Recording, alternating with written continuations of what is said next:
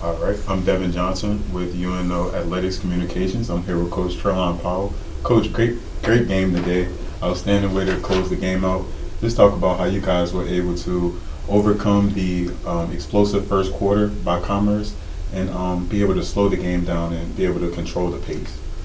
I think once our girls realized that Commerce was everything that we watched and talked about, they understood like we have to start first on the defensive end, as always, to be the catalyst to get our offense going. But I'm super proud of how they came out of the locker room in the third quarter.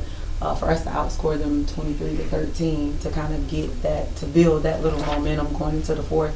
But it was all will and determination. Us deciding that we were going to get stops. Commerce does a really great job of putting the ball on the floor and finding the open shooter, and they can knock down those shots.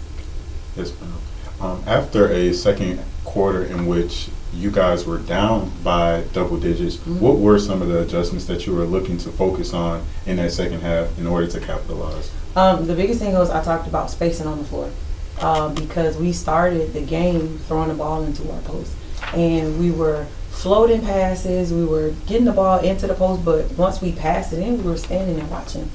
And so I talked about spacing and then us crashing the boards because Commerce, they pretty much made us one and done. We weren't getting offensive rebounds, so those second chance points weren't there. So yeah, we talked about transition defense, again, not allowing the kids to put the ball on the floor, getting downhill to get those open looks at the rim, and then to make easy passes to their shooters. Yes, Coach. Also, in addition to you guys being able to stop some of Commerce's offensive success, you guys were able to find success getting to the line. What was some of your game plan in terms of being aggressive, putting pressure on the rim, and being able to get to the line and convert?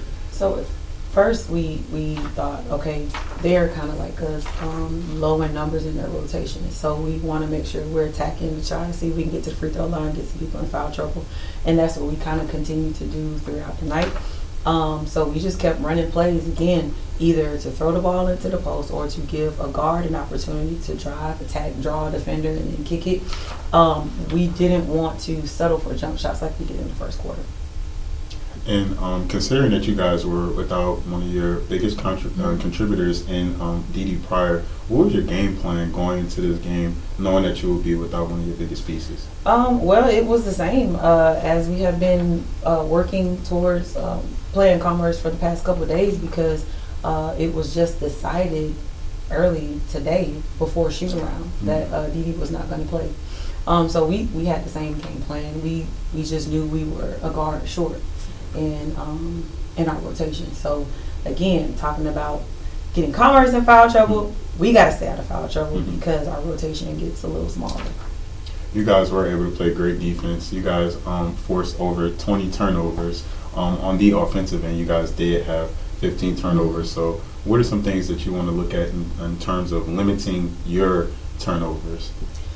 Just taking care of the ball, having a little more poise with the ball in our hands, making sure that we're seeing our teammates open before we make passes. Again, not floating passes, giving the defense the opportunity to get their hands on them.